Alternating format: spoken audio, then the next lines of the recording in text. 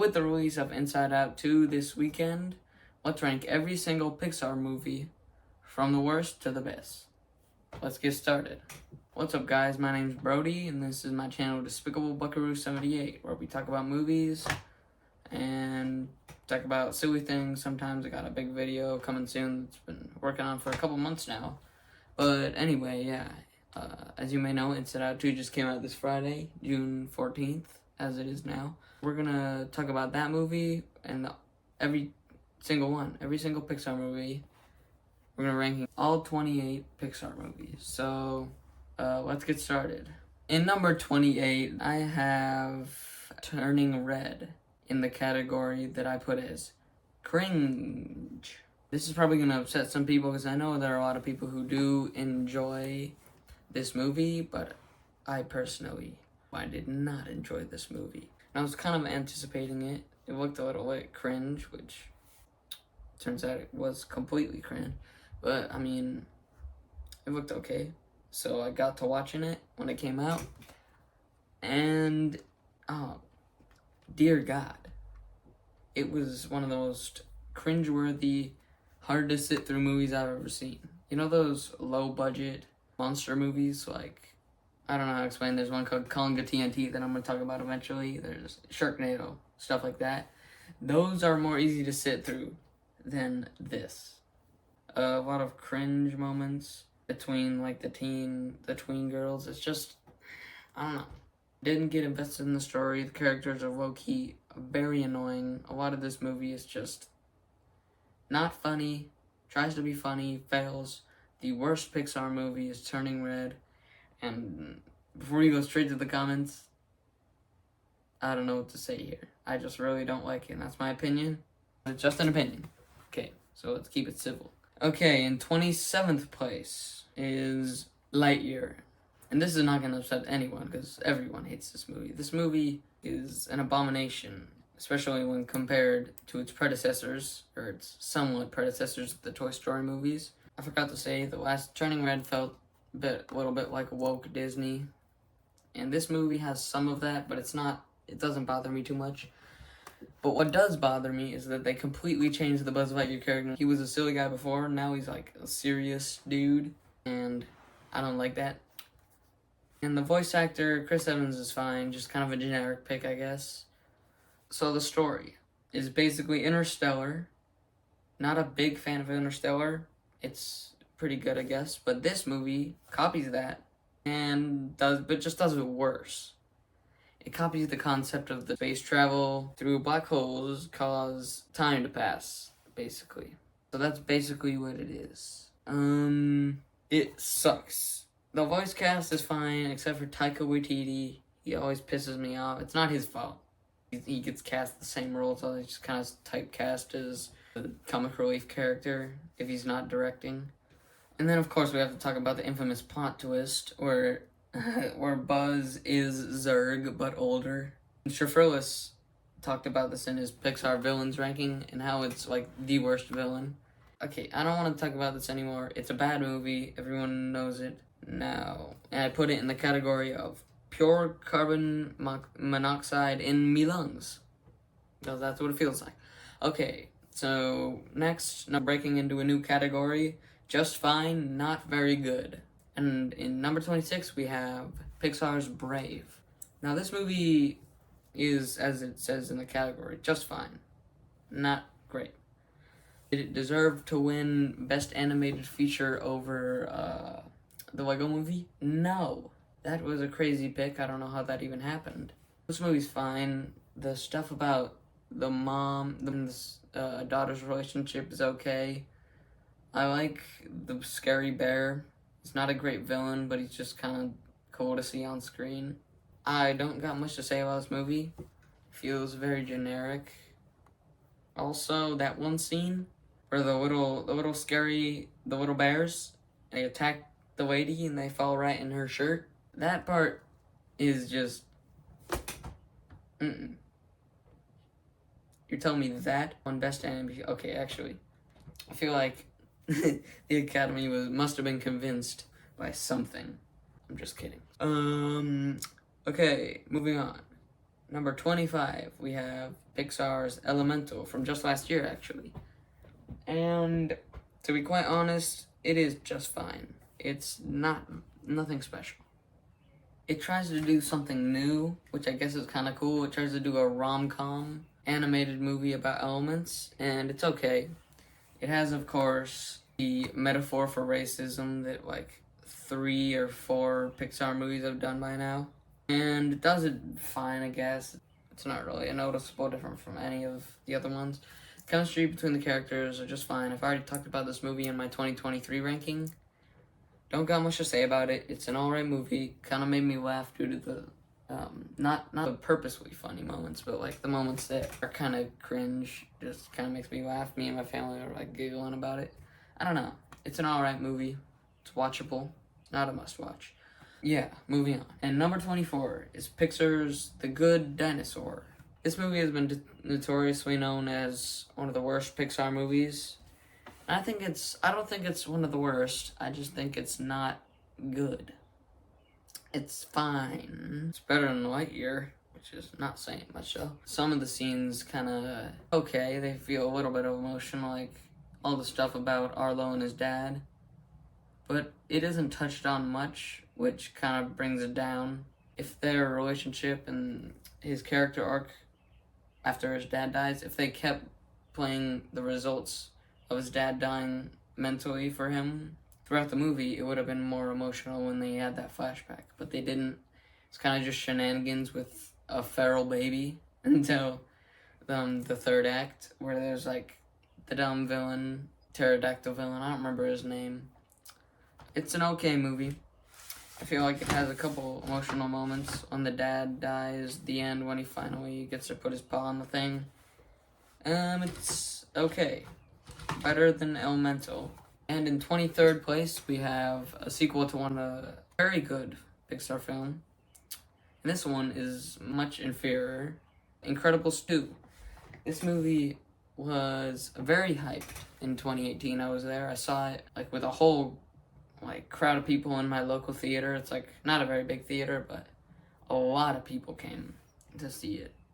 At the time, I liked it because I didn't really understand the first one. I didn't really pay attention to movies back then. Some of the strongest scenes are at the beginning of the film with the Underminer. It has the most charisma and it feels the most, has the same feel as the original. But throughout the movie, it just gets kind of lame. Screensaver villain persona, before they reveal who's behind the mask, is cool. But once they reveal that it's like Bob Odenkirk's sister or something, it's just, come on. The twist villain era was not good. We're not going back to that. And there's a lot of good action in this. There's some good humor. I think it might be a little funnier. I feel like it might have been a little funnier than the original. Did it win Best Animated Feature? No, Spider-Verse won that, of course. Spider-Verse. My second favorite movie. Next to the number 1. Across the Spider-Verse. Anyway. It's okay. I watch it from time to time. Okay, let's move on. Number 22 is a movie I haven't seen in a while, but I just revisited. A Bug's Life. A Bug's Life is a movie that is not really anyone's favorite Pixar film. It's a movie that is not very memorable, to be honest. I feel like it has some funny characters, some memorable characters, like the big fat caterpillar that I can't remember his name. Okay, maybe he's not so memorable. But this movie has a cool villain, big guy who kills his men to show them that there's consequences if they don't listen to him. What else? The main character's fine, everything's fine. It's just not a very memorable movie. I can't say much about it. Moving on. And this might surprise a lot of you, but Cars 2 is at 22nd place. And this is almost completely due to nostalgia. And I think I love this movie so much because I watched it a lot as a kid, like on loop, the DVD. I love this movie, and I will stand by it till my grave. But I have to admit, it is not actually a great movie, but to me it is. But in all actuality, It's not a well-made movie. It's just good for me. This movie is just a lot of fun to watch. It does have its flaws, and that's why I did put it down here. I didn't want to put any personal biases in this video, actually kind of. But this movie is fun, a lot of fun. You get to go across all these countries. I feel like it has a cool soundtrack too. The Finn McMissile theme is fire, to be quite honest. I don't know. It's always been a favorite of mine. The villain is kind of dumb. The all-in-all guy who pees next to Mater and then blames it on him. It's kind of like dumb, but it's funny. Mater is the main star of this movie, which is kind of cool. I feel like it's a cool idea to explore, but it just doesn't really have the depth that we needed. But overall, I think it's pretty okay. Next, number 21, we're getting into the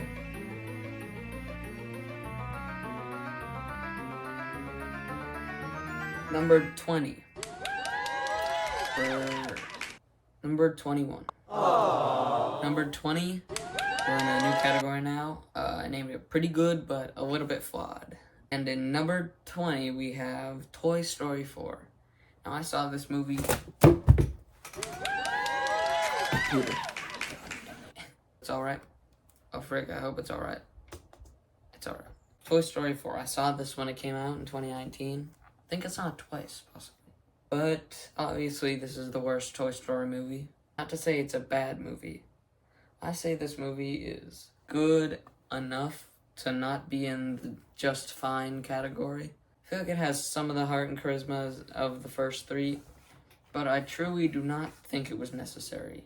It's probably the most unnecessary sequel of all time in my eyes, because after the ending of Toy Story 3, why go from there? Perfect ending, I think. But anyway, onto the actual content of the movie. This movie is funny enough, has some new characters like Forky, who's enjoyable. So, of course, Little Bo Peep's back in that whole storyline where Woody goes and moves on with Bo Peep. I don't really like it, but I guess it happened, so. In the end, I don't have a lot to say about this movie. I think the animation is still stunning. Like, the cat in the store is almost real. Like, it's crazy. I think Keanu Reeves' character is pretty funny. There's a lot of funny characters in this movie, but it just doesn't hit the same as the first three, sorry. Number 19, next. We have Onward, which was a movie that came out smack dab in the middle of the pandemic. Or at the very beginning, at the beginning of the pandemic. And this movie is good enough.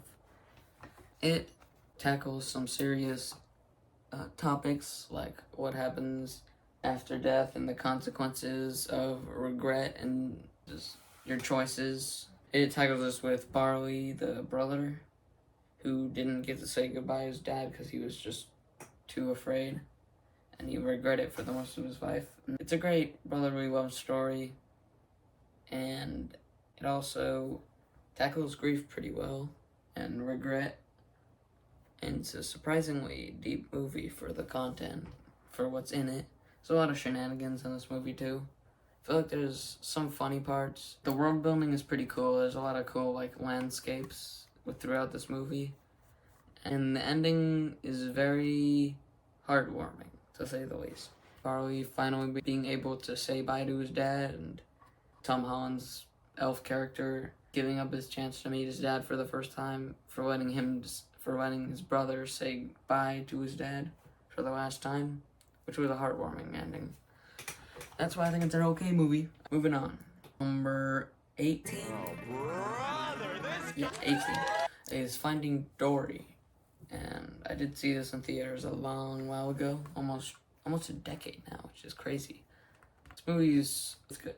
It's a big step down from the original, but it does tell a pretty interesting story throughout the movie.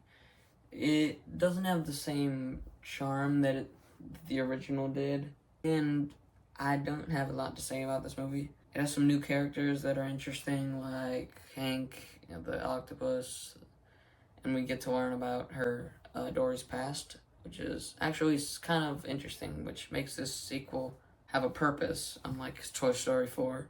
And I think knowing all this backstory and her getting to meet her family again, remembering all this, it was worth making another movie about it. So I don't got a lot to say. I think it's good. And it wasn't necessary, but since it did happen, I think it is important to the story. Unlike Toy Story 4, it could have just not existed and it would have been fine. But anyway, number 17. Now this movie is better than Cars 2, but I don't like it more than Cars 2. So, in the end, Cars 2 was not as good as a movie, but I like it more. And Cars 3 is a better movie, though. So Cars 3, of course, is about Lightning McQueen finally trying to get back after a bad crash. And it's about him trying to reclaim his title, but he learns in the end that he gets to decide when he's done. And he realizes that he's found someone that can take his place, and then he can be done. It's a good movie. Big drop-off from the original. Not big drop-off, a drop-off from the original, but I like it a good amount. The new Cruise character is a little bit annoying, but you get to like her by the end of the movie, and she's a good replacement for Lightning.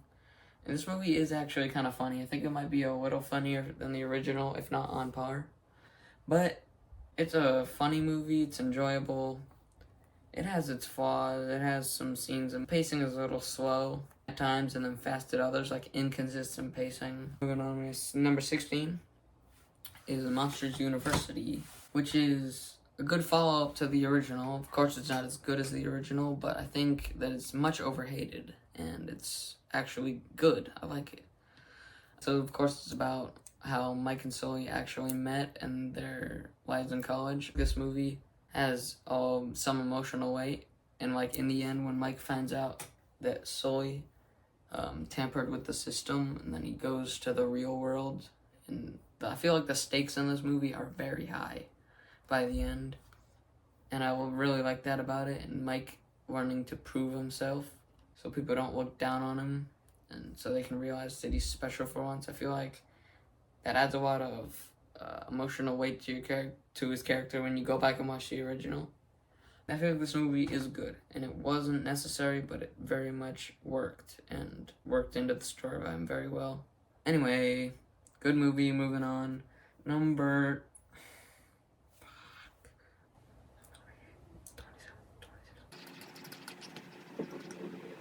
Okay, number 15, we have Luca. A very nice little grounded story. They're stepping down a notch from Soul, which was like an existential, pretty crazy movie. Really liked it. But Luca is a movie about a young sea boy, fish man, sea monster, and he meets a friend, and they go and they want to really live life. Like, they've been shut in their whole life. I feel like it's a very nice story. Like, they're running to have a real childhood, and there's a lot of shenanigans in here that are fun enough, but they're not really necessary. I don't know. I don't have a lot to say about it. I just think it's a good movie, grounded story, some emotional depth between the characters. The ending is a little bit sad. I don't know. I like it. It's a good movie. But moving on, we have number 15, I think. Can't keep track of this. Let's say it's 14. We have WALL-E. And a lot of people are going to get mad at me because I've rated this so lowly, but I don't care. I don't really like this movie as much as a lot of people did.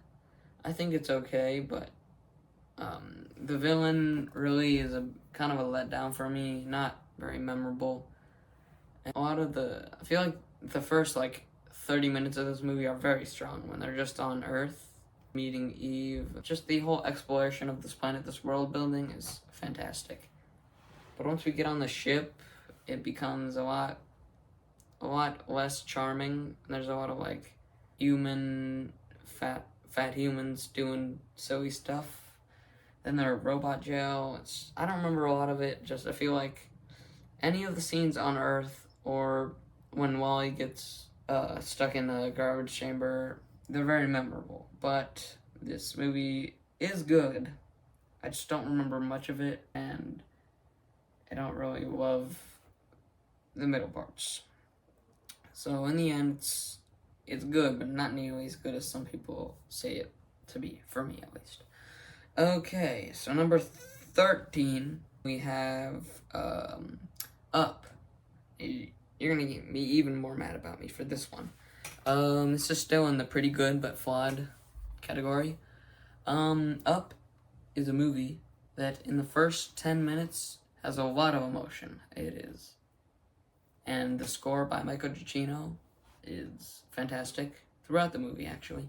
But the first 10 minutes are the only really emotionally deep moments. I feel like after the first 10 minutes, it just kind of loses some of what we really cared about.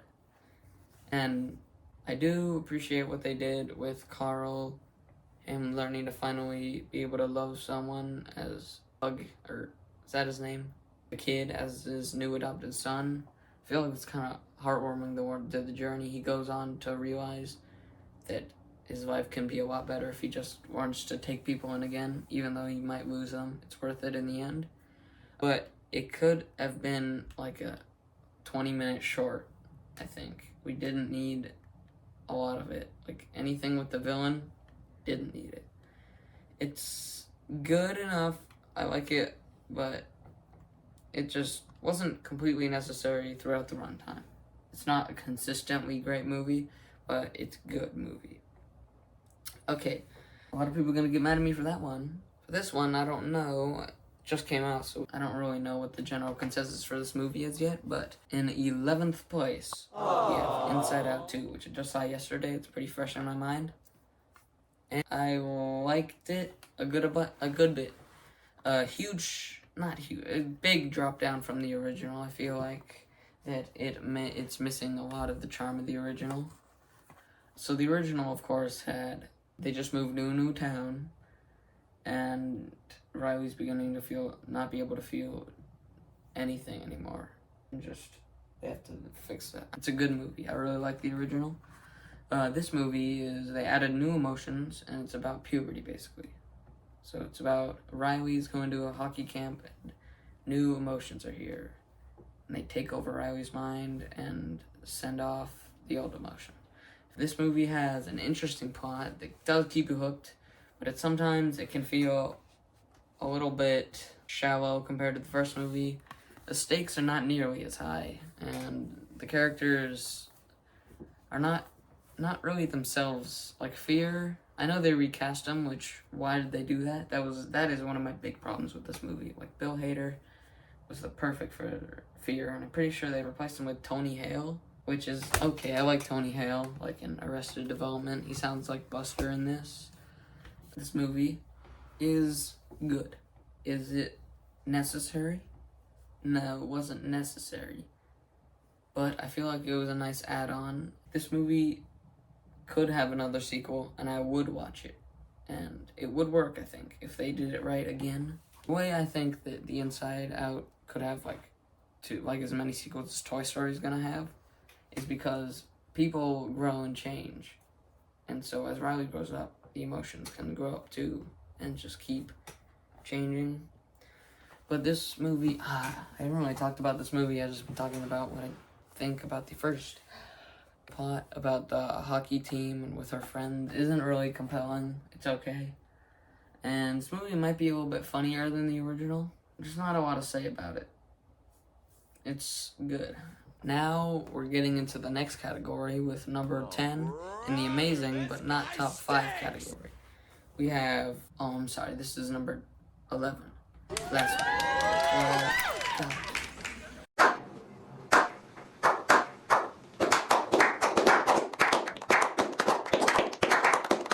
In number 11, we have The Incredibles. Now, I really liked this movie, but it was not one of my favorites growing up. It's still not really one of my favorites now. It's a good movie, though. You have to admit, it's really well made. The action is really good throughout the movie. And first 10-15 minutes, really compelling. And then the time jump to his family, the family life, the struggles they have as superheroes, not being able to control themselves sometimes. It's interesting. And then we're introduced to Syndrome, and I feel like it's one of the better, or the best, Pixar villains. And the way he's wiped out every single superhero. This movie is pretty funny, has good humor. Everything on the island is interesting, especially with Syndrome. Syndrome is a very interesting character. The main characters are okay. I don't know what to say about this movie. I like it. It's good. Next, number 10, we have Cars. I know this is really high for a lot of people, but Cars is a childhood classic for me, and I just rewatched it recently, and it's still a great movie. I think the Cars is probably the most nostalgic movie for me, and it really is an emotional movie at heart. The way that Lightning McQueen goes from someone with no friends, and though he's trying to leave, he's being forced to learn that you need people. I'm really tired. I can't talk about anything right now. It's a good movie. A lot of the characters are good. Mater's a favorite. I don't know. Number 9, we have Toy Story. Of course, everyone loved this movie. It's going to be up here. Toy Story is obviously a classic. It has some really good chemistry between characters. Even though the animation was in 1995, still holds up today if you're watching it on like Blu-ray or higher quality. It still looks pretty good. And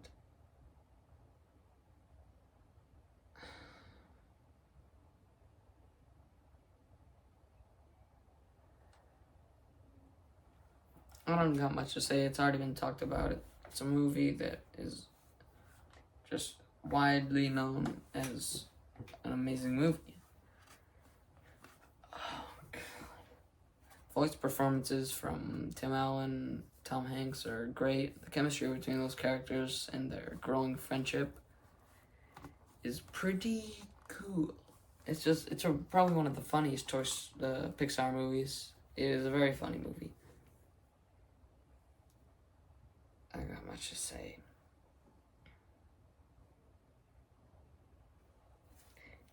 And in number 8, we have Toy Story 2.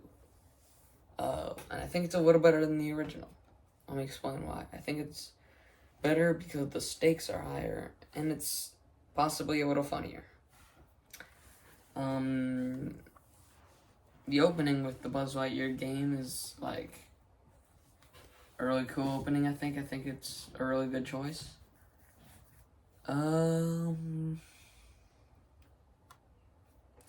whole Altoids barn, like them trying to find Woody. It's not the highest stakes of most Pixar movies, but it's just a lot of fun to watch these characters do fun things and having them be so cool. Shut the fuck up.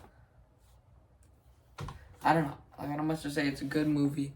Number 7, Coco. Coco is a great movie. I just rewatched it recently. And the score is one of the things that really speaks. When I'm watching a movie and it has a great score, it increases the likeliness for me to like the movie by like 10% or 10 times. This movie has a deep emotional message about music and just family. I mean, not music. That's a deep emotional message about family and legacies and like broken legacies and how misinformation and lies can change how you're looked at after death. I think everything inside the Land of the Dead is really interesting. Some of it is kind of not the deepest. Like there are scenes where it's just like them riding on Alebrijes and I don't know. But the relationship between Hector and Miguel, and once they find out that they're related, it's just really heartwarming moments throughout this movie. And the ending, when they finally reveal that Hector was the real father of Coco, and that he didn't leave, and it was all just a big misunderstanding. And I remember me seeing with Mama Coco. It's just a lot about this movie. It's just a heartwarming movie. It's a good movie. Everyone should like this movie.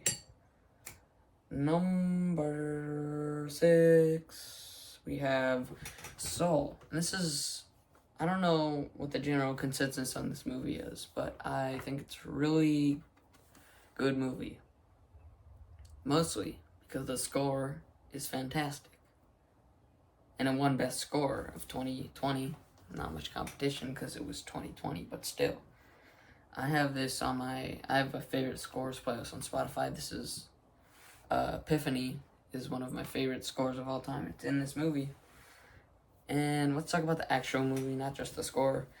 This movie really speaks to me. It has a deep emotional message about what you're gonna do with your life and how precious it can be. It has a lot to say.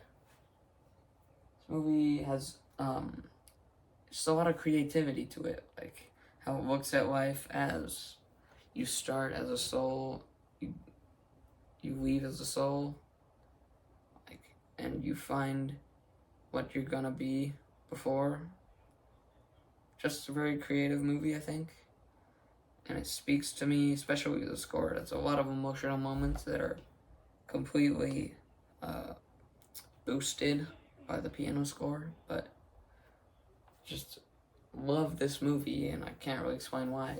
Jamie Foxx is great, Tina Fey is great. Just the whole idea of the souls. Villain's not the best, it's just kind of a funny guy. It's also a pretty funny movie. I don't know what to say about this movie. It's amazing, but it's not in the top 5. Now we're getting into the top 5 in the category called The Very Best. No Hat. Or Cap. I don't know why I said no hat. Fantastic movies. Number 5, we have Inside Out. Now, Inside Out is obviously a lot of people's favorite Pixar movie.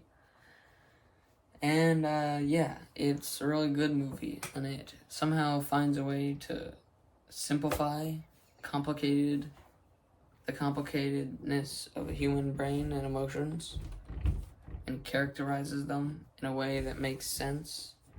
And it's just a very metaphorical movie that it'll make you cry at times, it'll make you think.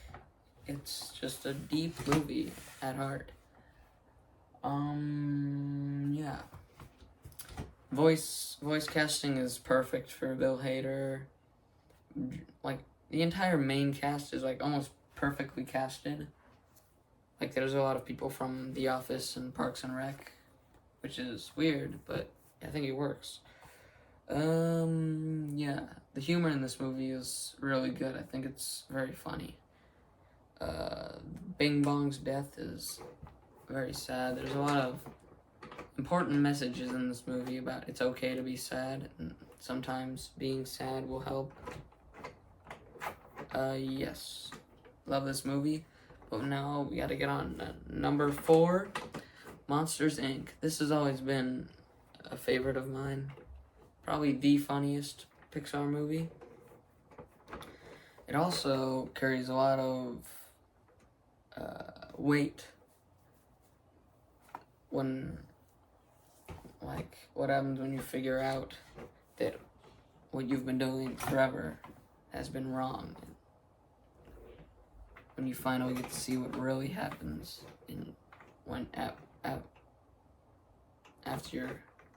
after your actions. Like when they're scaring these children and they figure out, and then Sully keeps Boo. You know, it's a nice story. I think the buddy comedy parts of it between Mike and Sully is really heartwarming and nice.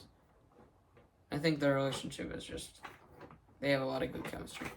I don't know, just a lot of nostalgia for this movie.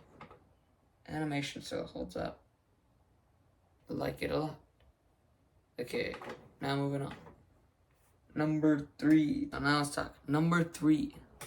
We have another nostalgic movie for me. A lot of this is based off nostalgia, but Finding Nemo. This, of course, is like one of the saddest movies, I think. Amplified by the score again. Marlin thinking he's lost his only child after he lost hundreds of them in the beginning of the movie, and his wife is just tragic. And then when he just goes all the way across the ocean and learns to love and to grow. I don't know. Man, it's a good movie. I don't got much to say about it.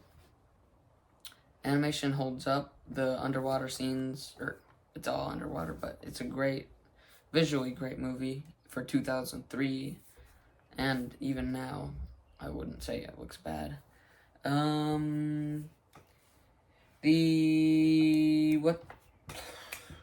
the characters are pretty good. Really funny movie, I think. Might be the very funniest of the Pixar catalog.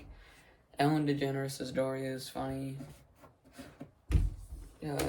Just everything about the movie is good. Humor's good. I don't really got anything bad to say about it, so that's how it made it so high. And, okay, yeah. Top 2. And in the very second place, we're gonna find Toy Story 3. Now, this is the deepest Toy Story movie by a long shot. From Toy Story 2 to Toy Story 3, they upped the ante a lot. Like, the tension is very high in this movie. The ending, throughout this movie, you have a lot of funny moments, funny characters, scary moments even. Like, there's some, not really scary, just like very tense moments. There's funny moments, scary, happy moments. And then in the end, the sad moments, like, the ending is perfect in every way, I think. And that's where they should have cut it off. But Toy Story 4 kind of ruined that. So now we have to do a Toy Story 5 to fix it. And now, yeah, it's a very, very good movie. I feel like everything with Lotso, everything about his backstory and what he went through, and that influencing how he ended up, and how he's taken over this whole area, his whole life. So Lotso, of course, is a very well-written villain character. There's a lot of, like, escape. There's, like, an escape scene in this movie that's very good. A lot of the humor with Buzz, as the Spanish Buzz, is really funny. A very sad movie at times. It is a dynamic range of emotions, and that's why I think it's one of the very, very best Pixar movies. But not the best, because most of these are 10 out of 10, 9 out of 10s. This, for sure, is a 10 out of 10 for me. In number 1 spot, the very best Pixar movie, to me, of course, is Ratatouille. I think this is definitely Pixar's best movie. I just watched it the other night, and I was like, wow. It's a great movie. I think this movie has, of course, it's amplified by the score, and it's actually original music, like Le Festin, and yeah, a lot of this movie is just so heartwarming throughout. This is a very funny movie too. It can be kind of sad, or really bittersweet, like happy, but makes you sad too. Everything about this movie is good. I could go on for a while. Can't name one thing that's bad about this movie. I think every single character is great. And yeah, I don't know, I enjoy it very, very much. It's just I don't got much to say, but it's a great movie, and I think it's the very best. And yeah, thanks for watching. I think that's my ranking of every single 28 Pixar movies. Be sure to put your ranking in the comments below.